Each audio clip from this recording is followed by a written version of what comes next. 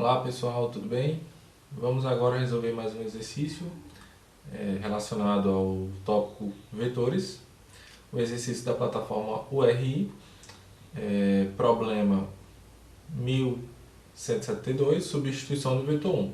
Então vamos fazer uma rápida leitura da descrição do problema. Faça um programa que lê um vetor contendo 10 elementos. Substitua a seguir todos os valores nulos e negativos do vetor x por 1. Em seguida, mostra o vetor x. Então, a entrada vai conter 10 valores inteiros, podendo ser negativos ou não. E a saída vai ser justamente exibir todos os elementos do vetor após substituir os elementos negativos ou nulos por 1. Então, é um exercício simples e vamos agora resolvê-lo. Então, vou criar aqui um novo arquivo, main.c, remover esse comentário inicial. Como é o problema 1172, vou salvar aqui com o PURI 1172 e vamos lá. Então, o nosso problema pede para fazer a leitura de 10 valores, ou seja, a gente vai ter que utilizar um vetor do tamanho 10 e ocasionalmente fazer a substituição de alguns elementos, caso seja encontrado um elemento que seja nulo ou negativo, né? Então a gente basicamente vai precisar de duas variáveis. Uma vai ser do tipo vetor, vai ser do tipo inteira, né? Uma variável inteira vetor, para representar o vetor, e outra variável inteira também para ser utilizada como uma variável para fazer a contagem no for, né?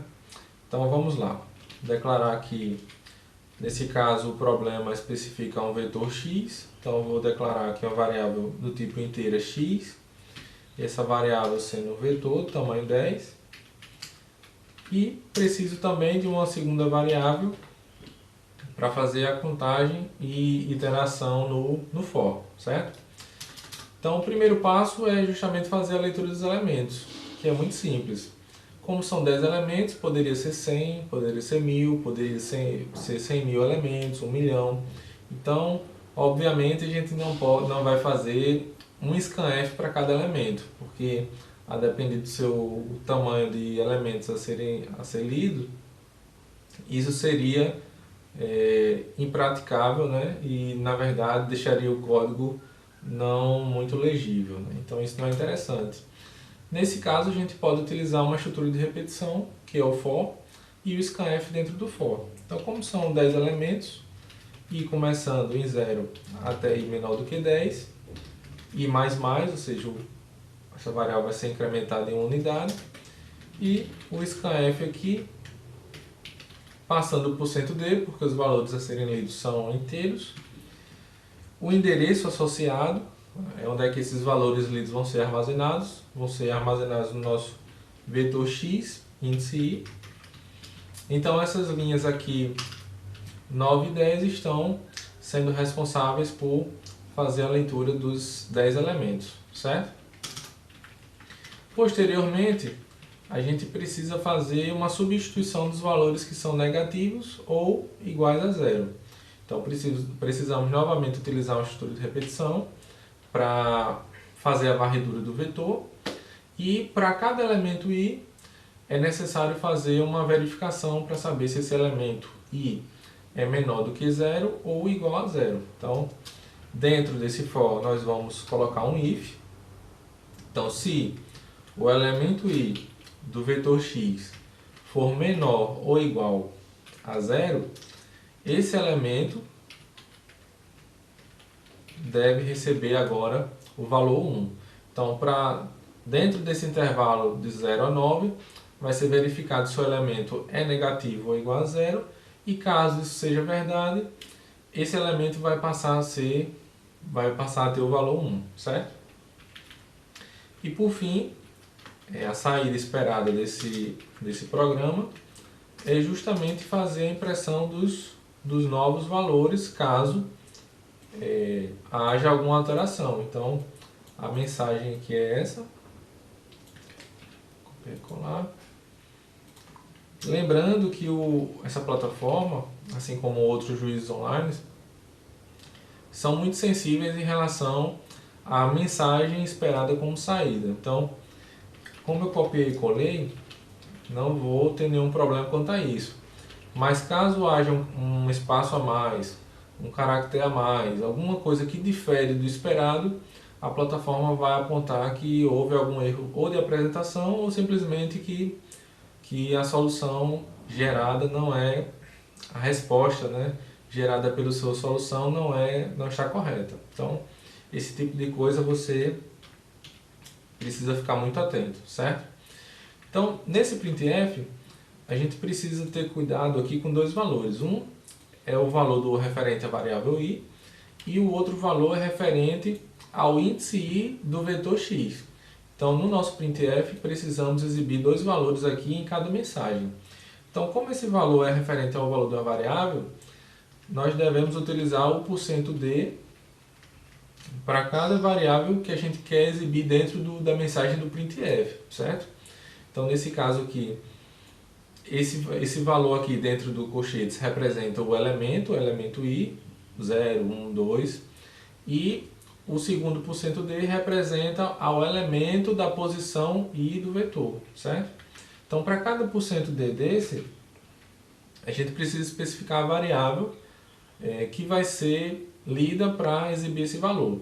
Então, o primeiro %d refere-se à variável i e o segundo %d refere-se à posição i do elemento x. Então, nesse printf, eu estou dizendo que, nesse caso aqui, essas linhas 16 e 17 estão me dizendo que esse printf vai ser exibido 10 vezes. E para cada exibição dessa, o valor do i vai variar, de 0 a 9.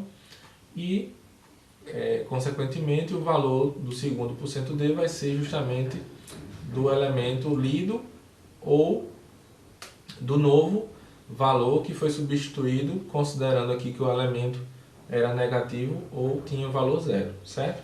Então eu vou compilar aqui, a compilação foi terminada com sucesso. Vou executar aqui para a gente ver como é que seria, certo? Então vou colocar aqui valores aleatórios, 1, 0, menos 5, menos 3, 9, 8, 7, menos 2, 0 novamente e 1 novamente, certo? Então, nesse caso, como a gente pode perceber aqui na saída, perceba que o segundo elemento aqui que eu tinha colocado era o 0 e foi substituído por 1. O terceiro elemento era o menos 5, o quarto elemento era o menos 3, que passaram a ser 1 e 1. E no caso, o menos 2 e o 0 foram substituídos também pelo valor 1, certo? Então, de fato, esse programa aqui está se comportando como esperado. Então, esse problema eu já havia enviado anteriormente e ele já consta aqui como resolvido, certo? Mas eu vou fazer o envio novamente para não ficar dúvidas quanto à exatidão, né, dessa resposta. Então, vou colocar aqui essa resposta, fazer o envio e verificar que de fato foi aceito, certo? Então, o problema foi resolvido de acordo com o que era esperado aqui, pelo que foi especificado por esse problema, certo, pessoal? Então, um problema simples, fazer a leitura de dados para fazer o preenchimento em um vetor, verificar os valores desse vetor, né, de acordo com algum critério, nesse caso, para saber se eram negativos ou nulos, e, em caso positivo, fazer uma substituição desses valores e, posteriormente, para finalizar, exibir os valores finais. Então, um problema simples para ilustrar novamente esse conceito de vetores, de vetor de inteiros, e espero que tenha ficado claro, e até os próximos exercícios para a resolução os próximos vídeos para a resolução de exercícios, certo? Um abraço.